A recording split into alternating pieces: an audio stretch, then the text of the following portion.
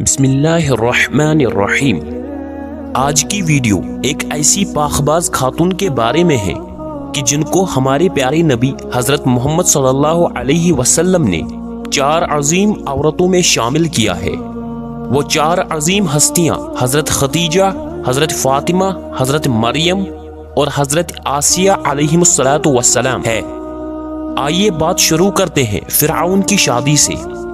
فرعون مصر نے ریان بن ولید کی پوتی حضرت آسیہ کو شادی کا پیغام بھجوایا۔ یاد رہے ریان بن ولید وہی بادشاہ تھا جو حضرت یوسف علیہ السلام کے دور میں تھا، اور وہ حضرت یوسف علیہ السلام پر ایمان بھی لایا، اور اس نے حضرت یوسف علیہ السلام کو عزیز مصر بھی بنا دیا۔ خیر، جب حضرت آسیہ کو فرعون نے شادی کا پیغام دیا تو یہ ان کے والد اور حضرت آسیہ کو بھی ناگوار گزرا، کیونکہ فرعون مصر پہلے دن سے ہی ظلم و بربریت کے لیے مشہور تھا۔ لیکن فرعون نے اپنی بادشاہت کے زور پر جبرن حضرت آسیہ سے شادی کر لی اور دھمکی دی کہ اگر یہ شادی نہیں کرے گی تو آپ کے والدین کو قتل کر دیا جائے۔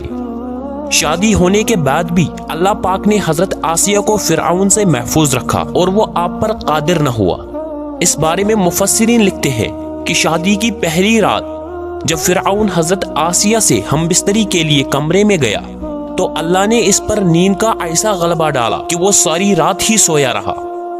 کچھ کتابوں میں لکھا ہے کہ اللہ نے فرعون کو نامرد کر دیا تھا، جس وجہ سے وہ حضرت آسیہ سے صحبت ہی نہ کر سکا۔ اور بعض نے لکھا ہے کہ فرعون کو ایک ایسی عجیب بیماری تھی کہ طبیبوں نے اس کی ساری عمر صحبت سے منع کر دیا۔ دیکھا جائے تو یہ بھی حضرت آسیہ کی ایک طرح کی کرامت ہے کہ اللہ نے انہیں کیسے فرعون کے ناپاک جسم سے محفوظ رکھا۔ بعض روایت میں فرعون کی ایک بیٹی کا ذکر بھی ملتا ہے۔ آپ کو یہ بتاتے چلے کہ وہ لڑکی انہوں نے کسی سے لے کر پالی تھی۔ ایک رات فرعون نے خواب میں دیکھا کہ اس کا محل نابود ہو گیا ہے۔ خوف و وحشت سے اس کا پورا وجود لرزنے لگا۔ اس نے نجومیوں کو بلا کر ان سے اپنے خواب کی تعبیر پوچھی۔ انہوں نے کہا کہ عنقریب بنی اسرائیل کا ایک بچہ تمہارے محل کو نابود کر دے گا۔ اس لیے فرعون نے حکم دیا کہ بنی اسرائیل میں جس کے ہاں بھی لڑکا پیدا ہو اسے فوراً قتل کر دو، لیکن اگر لڑکی پیدا ہو تو اسے قتل نہ کرنا تاکہ ان کی نسل باقی رہے۔ جب حضرت موسیٰ علیہ السلام پیدا ہوئے تو ان کی والدہ نے فرعون کے سپاہیوں کے ڈر سے حضرت موسیٰ علیہ السلام کو ایک صندوق میں رکھ کر دریا میں ڈال دیا۔ دریا سے ایک نہر فرعون کے محل کے پاس سے بہتی تھی۔ یہ صندوق بہتا ہوا اس نہر میں چلا گیا۔ فرعون نے حکم دیا کہ اسے محل میں لا کر کھولا جائے۔ جب صندوق کھولا گیا تو اس سے ایک خوبصورت بچہ نکلا۔ قبطی زبان میں پانی کو مو اور درخت کو سا کہتے ہیں۔ یہ صندوق پانی اور درختوں کے درمیان پایا گیا تھا۔ اس وجہ سے حضرت بی بی آسیہ رحمت اللہ تعالی نے آپ کا نام موسیٰ رکھا۔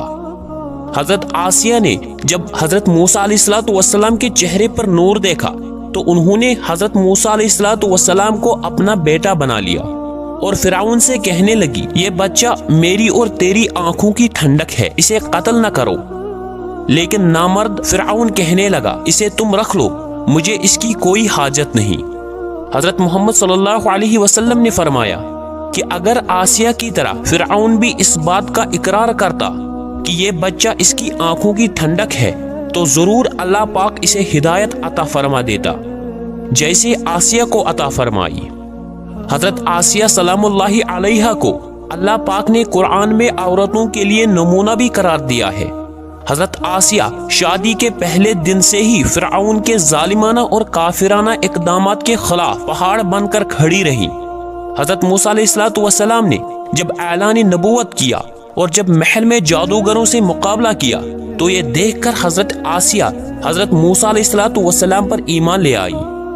ایمان لانے کے بعد کافی دنوں تک انہوں نے اس بات کو فرعون سے چھپائے رکھا، لیکن جب فرعون نے خدائی کا دعویٰ کیا اور لوگوں سے خود کو سجدہ کروانے لگا تو پھر حضرت آسیہ کھل کر میدان میں آ گئی اور فرعون کے اس عمل کی سخت مخالفت کی۔ جیسے ہی فرعون کو پتہ چلا کہ میری بیوی بھی موسیٰ علیہ السلام کے خدا پر ایمان لا چکی ہے، تو اس نے حضرت آسیہ پر بھی ظلم ڈھانا شروع کر دیا۔ روز دن اور رات ان کو مختلف اذیتیں دینے لگا۔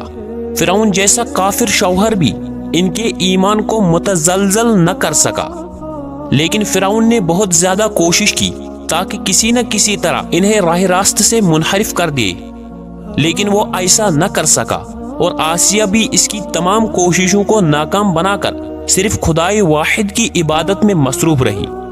حضرت موسیٰ علیہ السلام کے چاہنے والے فرعون کے سپاہیوں کے ہاتھوں ظلم و ستم کی بھینٹ چڑھ رہے تھے اور انہیں بے دردی کے ساتھ قتل کیا جا رہا تھا، یہاں تک کہ فرعون نے حضرت موسیٰ علیہ السلام پر ایمان لانے والے ایک شخص کو، جسے قرآن کریم نے مومن آل فرعون کے نام سے یاد کیا ہے، بڑی ہی بے دردی سے قتل کر دیا، جس کے بعد آسیہ کے صبر کا پیمانہ چھلک اٹھا اور کھلم کھلا فرعون کی مخالفت کرنے لگی۔ فرعون میں غیظ و غضب کی آگ بھڑک اٹھی اور اس نے اپنی زوجہ آسیہ کو بہت ہی دردناک طریقے سے اذیتیں پہنچائیں۔ اس ظالم نے ان پر بڑے بڑے عذاب کیے، ان کو بہت زیادہ مارا۔ حضرت آسیہ رضی اللہ تعالی عنہا کے چاروں ہاتھوں پیروں میں لوہے کی کیلیں ٹھوک کر چاروں کونوں میں اس طرح جکڑ دیا کہ وہ ہل بھی نہیں سکتی تھی، اور بھاری پتھر آپ کے سینے پر رکھ کر ان کو ریت پر دھوپ میں لٹا دیا اور پانی بند کر دیا۔ اللہ اکبر! ایک دفعہ ذرا سوچئے تو صحیح دوستو کہ تن تنہا عورت اور ظالم و جابر شوہر کا محل ہاتھوں اور پیروں میں کیلیں ٹھوک دی گئی ہے، گرم ریت پر لٹایا ہوا ہے اور سینے پر ایک بھاری پتھر رکھ دیا گیا ہے، پھر بھی حضرت آسیہ سلام اللہ علیہا ایمان پر عظیم و استقلال کے ساتھ ان مصائب کے باوجود قائم و دائم رہی اور فرعون کے کفر سے خدا کی پناہ چاہی۔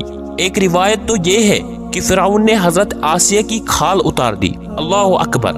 آپ کا مزار مصر میں ہی واقع ہے۔ تاریخ انسانی میں حضرت آسیہ کا ایمان پر قائم رہنا، ان کا صبر اور عزم و استقلال ایک بہت بڑا درس ہے۔ اس میں کوئی شک نہیں کہ عورت کے اندر اتنی طاقت موجود ہوتی ہے کہ وہ ہر طرح کے ظلم و ستم کے آگے پہاڑ بن سکتی ہے۔ اللہ پاک سے دعا ہے وہ ہم سب کی بے حساب مغفرت فرمائے۔